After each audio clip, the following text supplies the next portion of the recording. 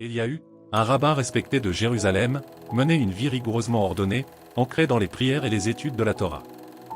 Chaque matin, les paroles sacrées guidaient ses pensées, structuraient ses journées, et il trouvait un profond réconfort dans les traditions transmises par ses ancêtres.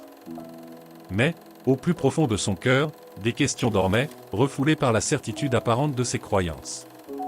Le Messie promis, souvent mentionné dans les Écritures, éveillait en lui une curiosité qu'il n'osait exprimer. Était-il encore à venir, ou l'avait-on déjà manqué? Tout changea un jour fatidique alors qu'il dirigeait le service du Shabbat, offrant à sa communauté une leçon sur l'obéissance à la loi. Soudain, une douleur fulgurante traversa sa poitrine, et tout devint flou. Des voix paniquées s'éloignèrent dans un écho lointain, jusqu'à ce que le silence absolu envahisse son être. Quand Eliahu ouvrit les yeux, ce n'était pas sur la synagogue familière, mais sur une lumière éclatante, d'une pureté indescriptible, qui l'enveloppa complètement. Avant de continuer cette histoire extraordinaire, prenez un instant pour vous abonner à notre chaîne. Ces vidéos demandent des heures de travail, d'écriture et de montage, et nous les faisons par amour, pour partager des récits qui transforment les cœurs. Nous ne gagnons rien en retour, mais votre abonnement serait un immense cadeau pour nous, et il nous permettrait de continuer à diffuser ces messages inspirants. Merci infiniment pour votre soutien. Dans cette lumière, Eliahu sentit une présence puissante, aimante et infinie. Une voix douce mais empreinte d'autorité s'éleva. « Eliahu, me connais-tu » Terrifié mais fasciné, il chercha une réponse, mais aucun mot ne semblait suffisant. Alors, comme dans un rêve, des scènes de sa vie défilèrent devant ses yeux, chaque prière, chaque enseignement, mais aussi chaque doute qu'il avait tenté d'enterrer. Et enfin, il le vit, une figure rayonnante, au centre de tout, dont les yeux reflétaient un amour et une tristesse impossibles à décrire. « Je suis le Messie, dit la figure. » Ces mots bouleversèrent tout ce qu'Eliahu croyait savoir. Mais ce n'était que le début. Les révélations qui allaient suivre remettraient en question chaque fibre de son être. De retour à la vie, Eliahu ouvrit les yeux sur une réalité qu'il ne pouvait plus ignorer. Les médecins lui expliquèrent qu'il avait été cliniquement mort pendant plusieurs minutes, mais les mots qu'il avait entendus, la lumière qu'il avait vue, tout cela était gravé en lui. Il n'était plus le même homme. Pourtant, le poids de cette révélation était écrasant. Comment concilier cette expérience transcendante avec tout ce qu'il avait enseigné, cru et défendu toute sa vie? Isolé dans sa chambre d'hôpital, il plongea dans les Écritures comme jamais auparavant. Les mots d'Isaïe 53 semblaient maintenant briller d'une clarté surnaturelle. Il était méprisé et abandonné des hommes. Il était transpercé à cause de nos transgressions. Comment avait-il pu manquer cette vérité si évidente, si puissante? Ces mots, qu'il avait lus tant de fois, prenaient soudain un sens nouveau, un sens qui le bouleversait profondément. À son retour chez lui, tout semblait familier, mais lui était un étranger dans son propre foyer. Rivka, sa femme, remarqua immédiatement son changement. Eliahu lui demanda-t-elle un soir, « Qu'est-ce qui ne va pas ?» Mais comment pouvait-il expliquer l'inexplicable? Comment dire à sa femme qu'il croyait avoir rencontré le Messie, Yeshua, celui qu'ils avaient toujours rejeté? Avant de poursuivre cette histoire poignante, nous aimerions vous demander un petit geste, laissez un like sur cette vidéo. Ces récits demandent des heures de travail, d'écriture et de montage. Nous faisons tout cela par amour, pour partager des messages de transformation et d'espoir.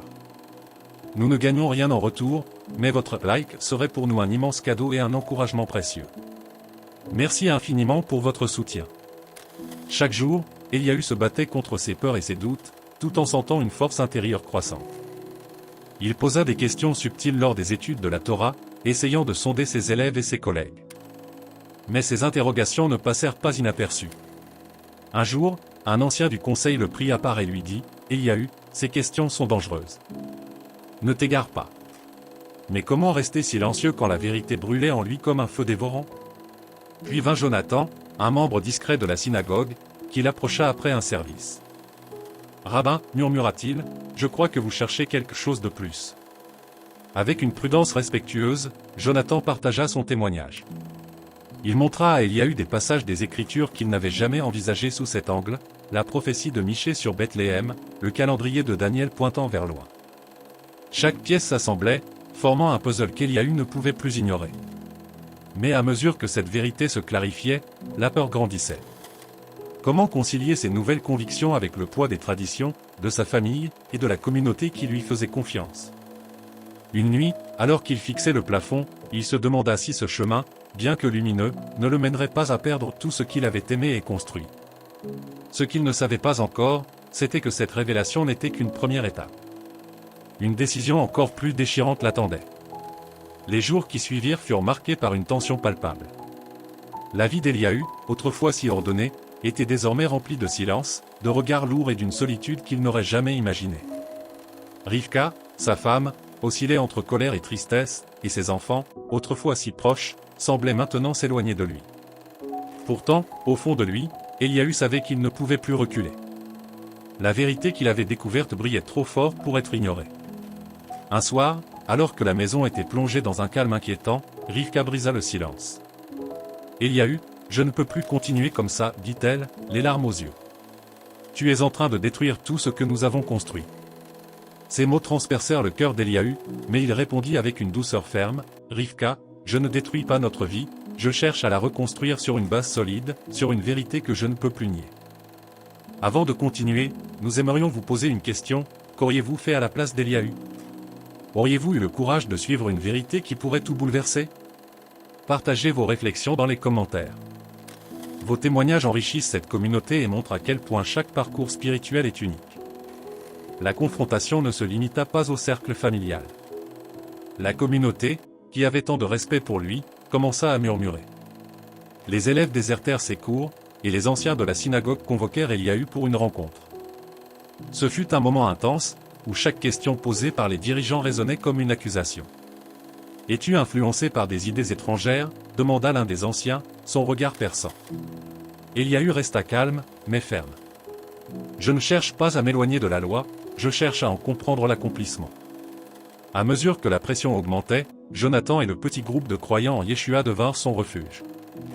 Lors de ces réunions discrètes, Eliahu trouva non seulement du réconfort, mais aussi la force de continuer. Il apprit à prier d'une manière nouvelle, à comprendre la grâce et à se reposer dans l'amour de Dieu.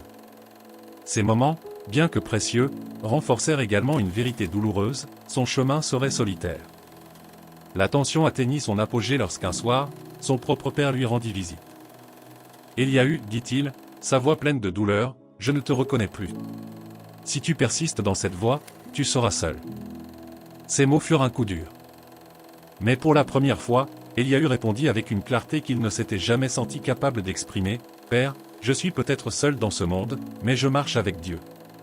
Et cela, je ne peux pas l'abandonner. » La nuit suivante, alors qu'il priait, une paix inattendue l'envahit. Il comprit que son chemin, bien que parsemé d'épreuves, portait en lui un appel plus grand. Cet appel n'était pas simplement pour lui, mais pour tous ceux qui étaient prêts à écouter.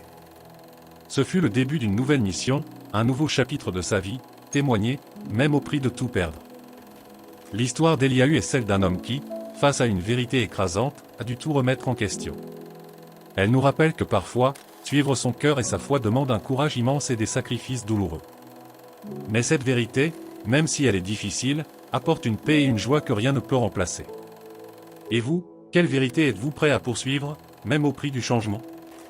Abonnez-vous à notre chaîne pour découvrir d'autres récits inspirants, et partagez cette vidéo pour aider d'autres à trouver espoir et lumière dans leur cheminement. Que la paix et l'amour de Dieu vous accompagnent dans chaque étape de votre vie.